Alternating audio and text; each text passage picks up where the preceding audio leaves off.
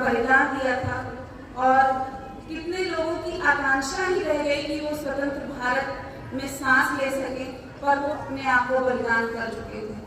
तो इन सबका स्मरण और हमने पिछले 75 सालों में क्या अचीव किया, क्या संभावनाएं आगे के लिए हैं, अब ये हम अमृतकाल में प्रवेश कर रहे हैं। ये हमारा दायित्व है कि हम उसको बहुत ही अच्छे तरीके से देश को उस दिशा में ले जाएं। और हम देश को उस दिशा में ले जाने के लिए सिर्फ सेना में शामिल होना जरूरी नहीं है या पुलिस की नौकरी करना जरूरी नहीं है कि आंतरिक शांति व्यवस्था बनाए और बाह्य दुश्मनों से अपने देश के उनका आक्रमण न हो सके और देश की सुरक्षा कर सके। सिर्फ अमृतकाल में प्रवेश करने का हमारा यही दायित्व नहीं है। अमृतकाल में प्रवेश करने के हमें कुछ संकल्प लेंगे।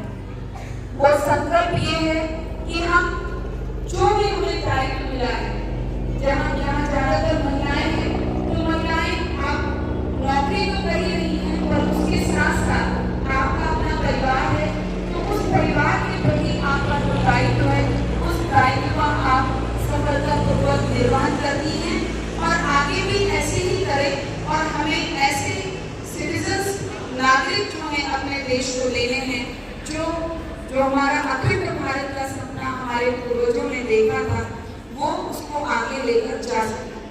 क्योंकि जो विदेशी आक्रांताओं एवं विदेशी नीतियों से प्रभावित होकर, खासतौर पे वैश्वीकरण के दौर पे, हम बाहरी शक्तियों से बहुत ज्यादा प्रभावित हो जाते हैं। आंतरिक शक्तियों में भी बहुत सारे ऐसे लोग हैं जो देश के खिलाफ नकारात्मक विमर्श खड़ा करते हैं। उस नकारात्मक विमर्श का हमें जवाब देना है, क्योंकि अब हम अगर चुप रह गए तो फिर आगे चलकर हमारी जो संतानें हैं उनको वही गलत उदाहरण को लेकर चलेंगी और फिर उनको भारत की छवि में वो गलतियां या कमियां नजर आती रहेंगी।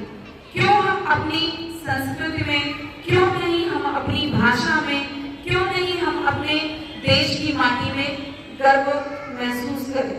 सभी करते हैं, पर हमें आने वाली जनरेशन में इस फीलिंग को इनकलकेट करना है, जिससे कि वो इस दायित्व को आगे भी सफलतापूर्वक निर्वहन कर सके। और जो हमारा सपना है एक 5 ट्रिलियन इकोनॉमी की तरफ बढ़ने का, उत्तर प्रदेश का हमले 1 ट्रिलियन इकोनॉमी की तरफ बढ़ने का, तो वो सपना भी हम साकार कर सकें। और वो तभी होगा जब हम जो भी कार्य कर रहे हैं उस कार्य में हम अपनी उत्पादकता को बढ़ा सकें। और अगर हम किसी संस्थान से जुड़े हुए हैं तो वो संस्थान हमारी कर्म भूमि है, हमारा कार्य क्षेत्र है, और हम उसमें जितना भी अपना अधिकतम दे सकते हैं वो देने की कोशिश करें।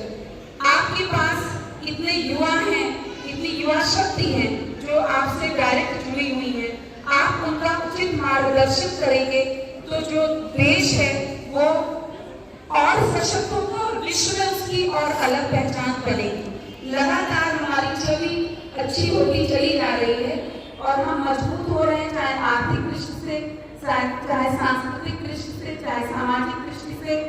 पर अब हमें आगे का और भी इसको सपने को साकार करना है और वो हम सभी का दायित्व है।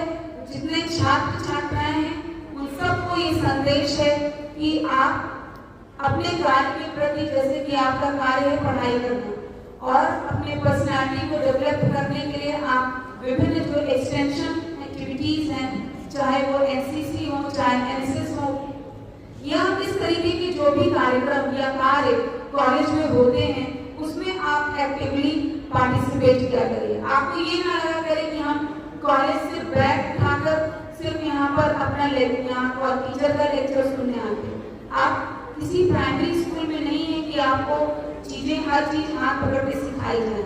आपको वो यहाँ पर एक शिक्षक, एक मार्गदर्शक के रूप में है, आपको अपना रास्ता खुद तलाशना है और तभी आप आगे विकास कर पाएंगे और आपकी जो पर्सनैलिटी है उसमें एक अलग सा निखार आएगा और आप देश के लिए, समाज के लिए, संस्था के लिए, सभी के लिए उन्नतशील हैं और सभी के लिए दृढ़ संकल्प लेके आगे कार्य करें। यही मेरी आप सभी को शुभकामनाएं हैं। और क्योंकि अमृत महोत्सव हम लोग मना चुके, जो भी हमारा जश्न हमको मनाना था, जो हमें स्मरण करना था हमारे वीरों का, वो सब हम कर चुके हैं।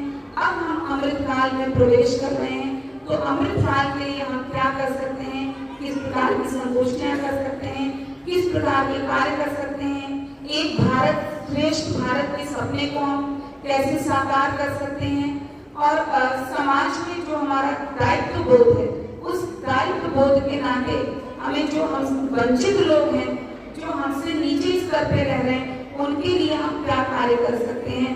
जैसे कि कोविड की महामारी आई थी, तो उस दौरान लोगों ने अपनी सेवा दी। इस तरीके से हमेशा कुछ ना कुछ सेवा हम दे सकते हैं। आप शिक्षा ग्रहण कर रहे हैं, तो आप अपने से छोटों को शिक्षा दे सकते हैं।